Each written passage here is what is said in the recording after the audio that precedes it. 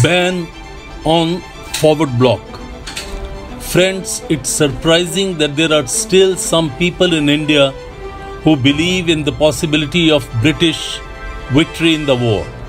But let me assure you that British Empire's doom is inevitable. All those Indian brethren who are still trying to come to terms with British are wasting their precious time and hampering the progress of revolutionary forces. Now, only 3 courses of action are left open to India.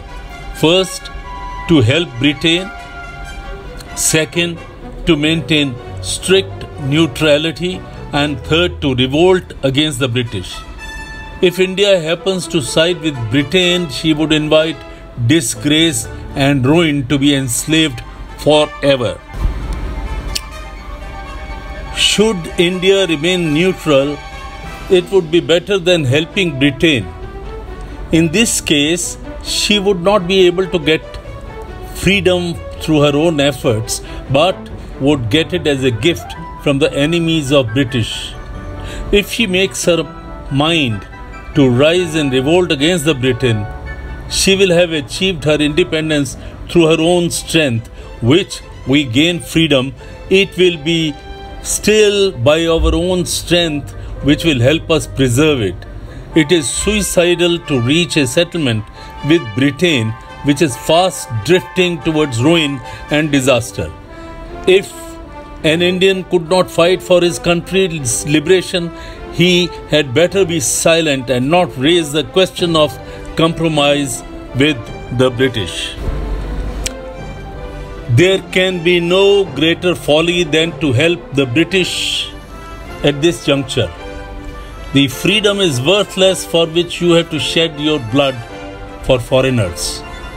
I appeal to you not to waste your time by thinking of a compromise with Britain. You had rather gird up your loins for the battle for freedom. Friends, unfortunately there are some in India, including a number of congressmen, who say that if political power is transferred to them, they will allow Anglo-Saxon forces to continue to operate from India, but will not fight themselves. Here I would like to point out, no free nation can tolerate the presence of alien troops within its frontiers and allow them to utilize her territory as a military base. These Indian politicians will embroil India into a British war. A number of Indians are anxious to help Britain, but they are not bold enough to say it openly. They intend to gain their ends by raising the plea to help China. Every Indian is in sympathy with China, but today the important question is as to who does Chongqing regime represent. Friends, did not Marshal Chiang Kai-shek come to India merely to beg help, Indian help for the British? Did he not send his troop to Burma to help British keep their hold on her?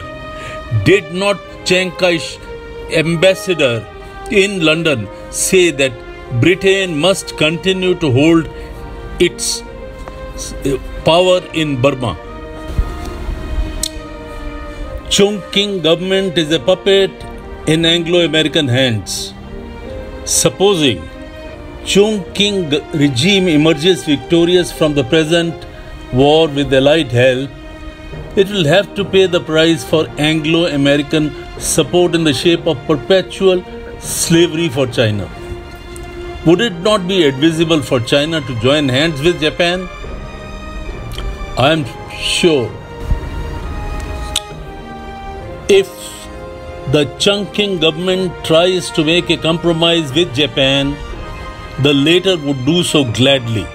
If despite all efforts, the Chinese do not succeed in effecting a compromise with Japan, the whole of Asia will be on their side.